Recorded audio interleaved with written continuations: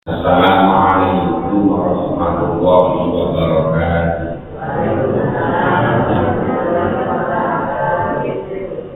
Alhamdulillah, alhamdulillahilladzi khalaqal mauta wal hayata liyabluwakum ayyukum ahsanu amala. Wassalatu wassalamu ala sayyidina wa habibina wa syafi'ina wa maulana Muhammadin sallallahu alaihi wasallam wa ala alihi wa ashabihi bi'ain wa tabi'in wa man tabi'ahum bi ihsanin ila yaumil qiyamah.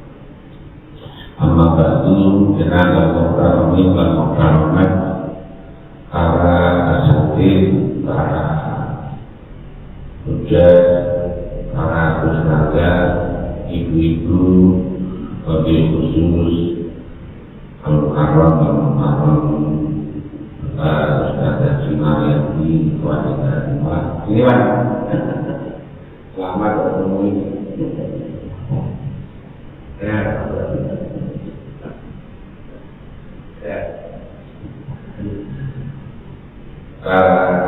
Ustaz Ansori, Ketua Panitia, dan seluruh para asatid yang lain, bapak-bapak amin, dan ibu Ustazah Haja Nasrani, ya bersama, Asmi, ya, semuanya yang mohon maaf tidak bisa yang berkaitan di malam. Pertama kali kita niati dulu semuanya, kita niati itikaf nawaitu anak kita sunatan sekarang, niat belajar, niat melaksanakan perintah Allah, niat melaksanakan perintah Rasulullah, niat menjadi ridha Allah, niat silaturahim, niat berkumpul orang-orang yang baik, niat untuk mempertahankan akidah sunnah wal jamaah. Jadi niat yang banyak itu mempengaruhi pahala. Jadi kalau ada dengan niat yang hati ya pahalanya dengan hati. Tapi kalau niat yang banyak akan. Yang kedua, kegiatan ini kegiatannya luar biasa karena kita belajar tentang sesuatu yang umumnya fardu kifayah. Fardu kifayah yang tidak semuanya orang bisa. Walaupun orang itu ahli ngaji, tapi kalau tidak biasa praktek, ini butuh kita ada ilmunya, harus ada prakteknya dan ada keberaniannya. Ada ilmunya, ngerti prakteknya, kan tidak berani itu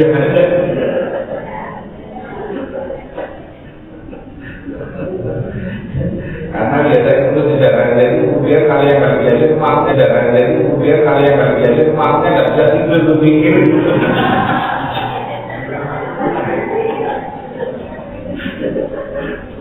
Dan itu kalau jenazah normal tapi meningkatkan jenazah kecelakaan, kemudian kebakaran itu kan Masya Allah bisa gak enak makan juga. Maka ini adalah amalia yang luar biasa. Jadi ibu-ibu ini pahalanya besar, kaum ngurusi ini luar biasa. Jadi karena ini hukumnya fardu kifayah. Kalau tidak ada yang bisa, tidak ada yang mau, itu kampung dosa semuanya. Kampung dosa semuanya. Maka penting harus semakin banyak yang bisa. Maka ya kadang-kadang orang mati kan ya berentetan, ada yang mati, ada nanti ada yang bisa satu ternyata lagi ziarah. Kemudian ada orang mati itu kan masa ziarah sudah dipanggil pulang nggak sudah. Nah kalau ziarah wali songo saya pernah ragu-ragu teman-teman yang ziarah wali songo itu pernah jalan, kemudian yang ambilnya ini ada tetangganya yang meninggal, bingung gitu. Makanya kalau yang banyak yang bisa, insya Allah bisa ditangani. Karena ini adalah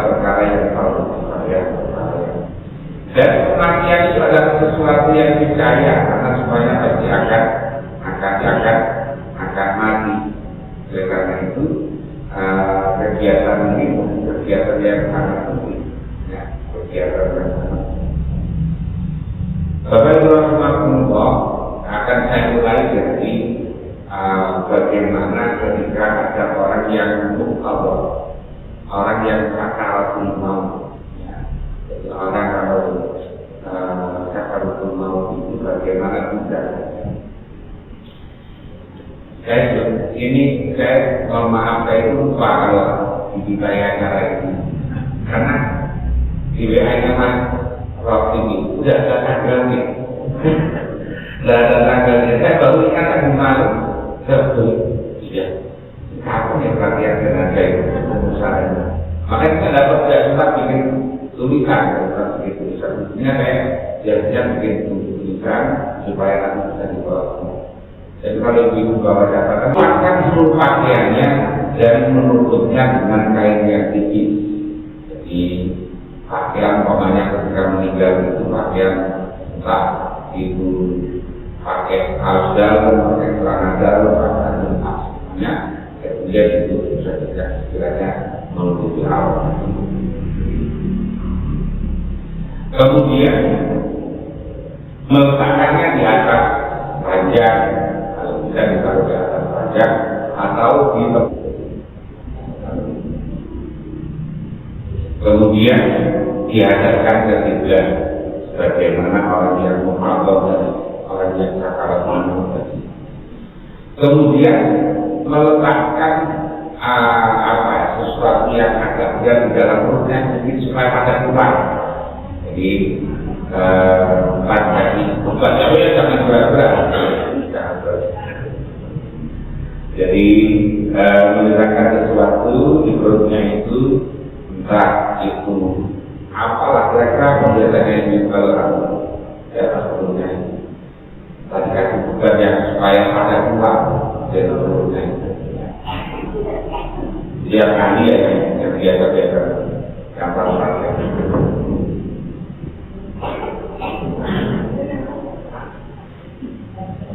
Kemudian tindakan yang berikutnya adalah ya tentu saja mendoakan mayit, kemudian segera membebaskan dari tanggungan melaksanakan wasiatnya dan mengumumkan kematiannya.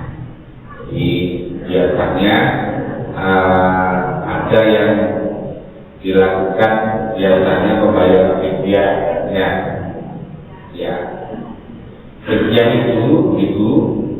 Fidyah itu tasawufnya untuk orang miskin, bukan orang yang hadir takziah.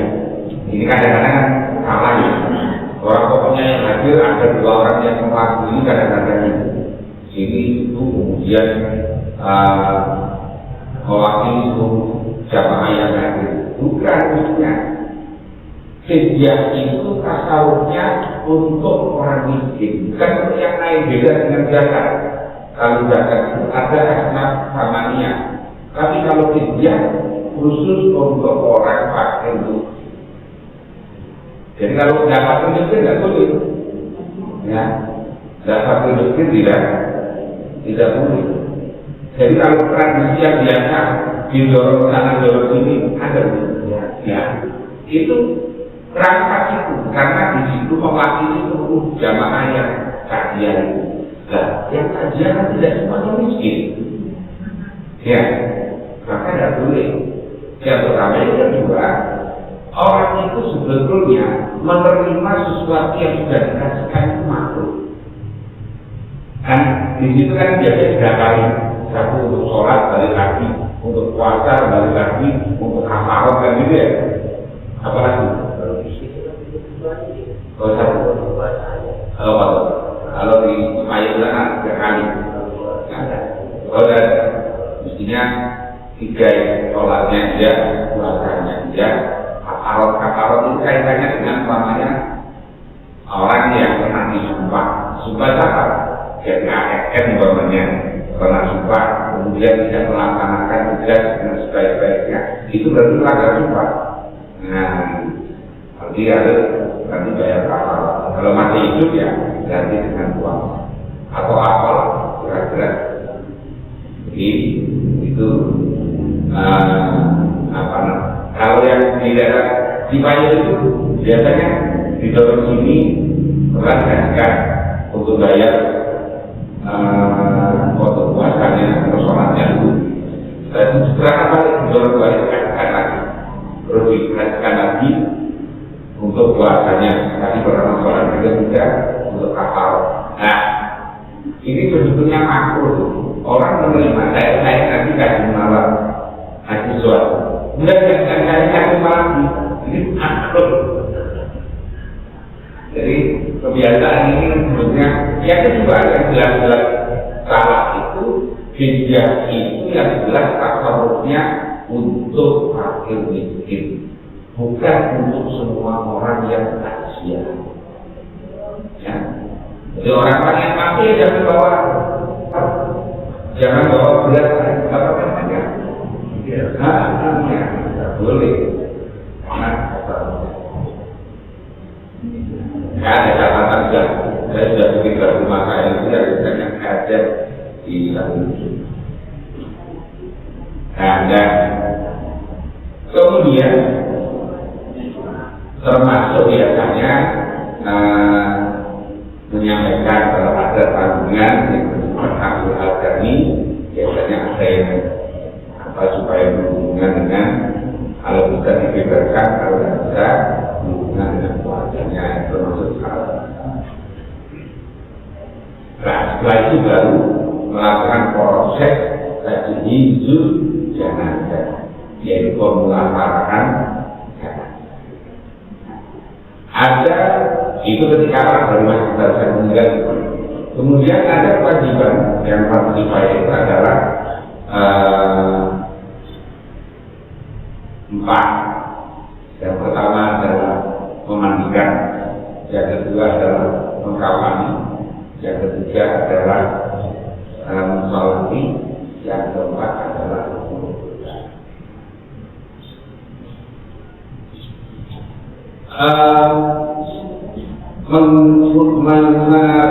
memandikan. Memang tidak semuanya orang itu harus memandikan. Kalau orang yang mati syahid baik dunia dan akhirat itu malah tidak boleh dimandikan. Ya.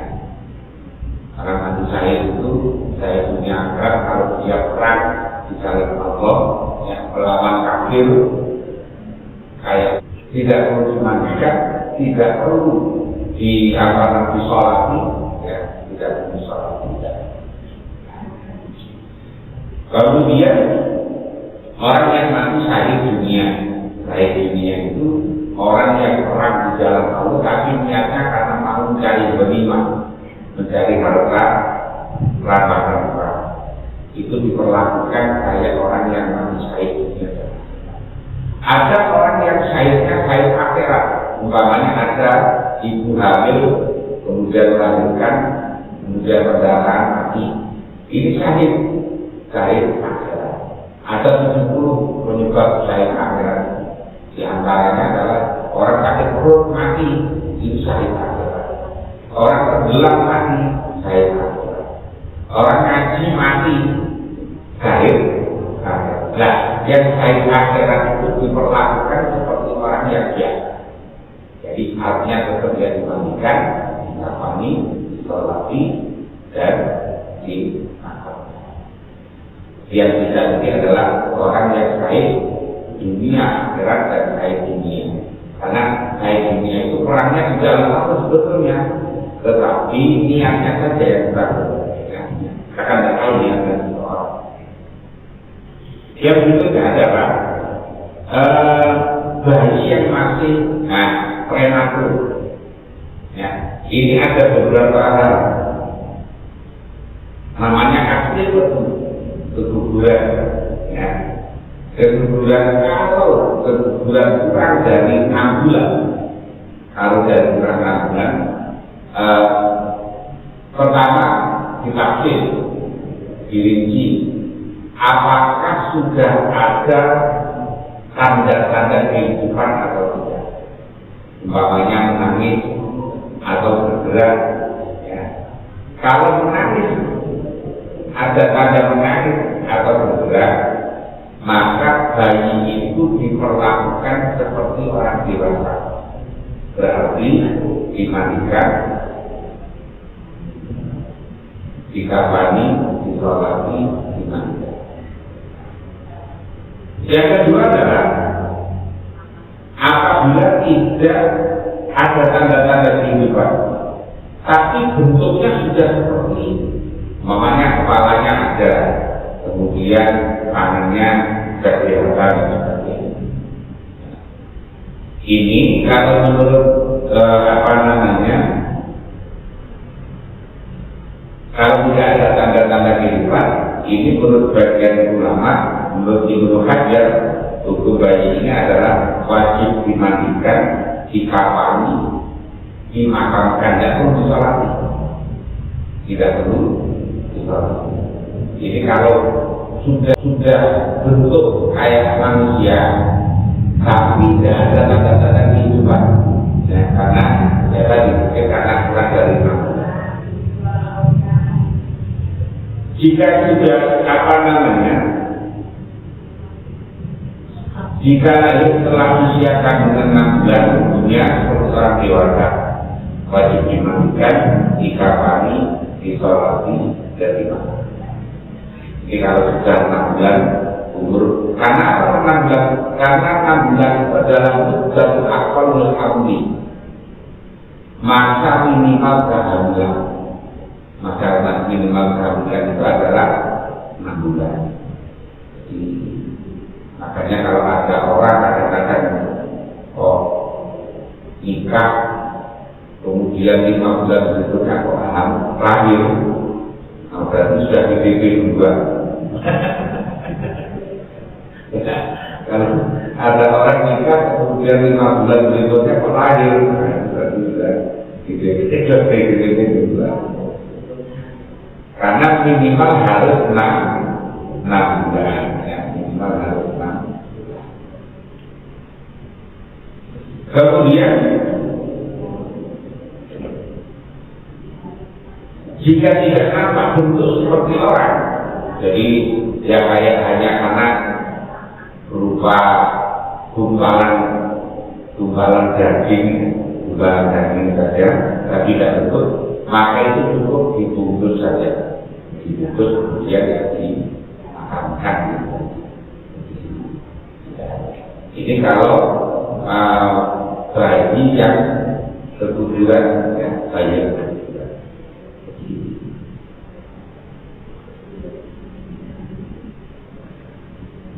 Nah, sekarang kemudian hukumnya memandikan. Hukum mandikan itu ada 3. Yang pertama adalah wajib, yaitu bagi mayit muslim selain mati syahid dunia akhirat tadi, dan bukan dari prematur yang belum berbentuk. Selain itu berarti wajib.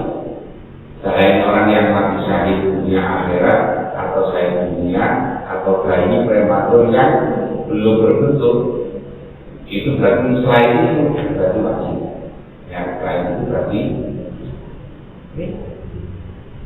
Yang kedua adalah hukumnya jawab, boleh, yaitu pada mayat kafir orang non muslim mati atau bayi prematur yang tidak nampak bentuk manusia, jadi boleh saja. Jadi kalau ada orang non muslim mati, ya, mau dimandikan boleh, tidak juga boleh. Akhirnya yang diminta mandikan orang Islam ya terserah, mau dimandikan boleh, tidak juga. Atau termasuk tadi bayi yang masih belum berbentuk, tadi prematur yang belum berbentuk, itu boleh, ya. Boleh istilahnya, boleh dimandikan, boleh tidak. Yang ketiga adalah haram malah dimandikan, yaitu tadi orang yang mati syahid ya baiknya baik dunia akhirat dan baik dunia itu haram anak dimandikan. Nah, tidak boleh dimandikan.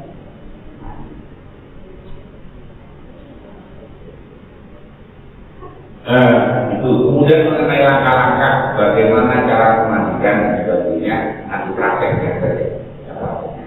Tapi yang penting adalah bagaimana cara memandikan itu supaya airnya itu tidak air yang mustahil, ya, jangan sampai airnya nanti air mustahil karena nanti tentang status air, apalagi kok itu kan kadang-kadang karena mengeluarkan kotoran bisa jadi najis kalau mengalir lagi ke air yang di dalam ember itu bisa jadi air najis. Memang yang lebih baik itu ya pakai apa namanya selang. Kalau pakai selang, insya Allah lebih aman. Tapi kalau pakai air yang di dalam di ember jadi apa namanya di jedul itu ya, jedul, diguyur itu.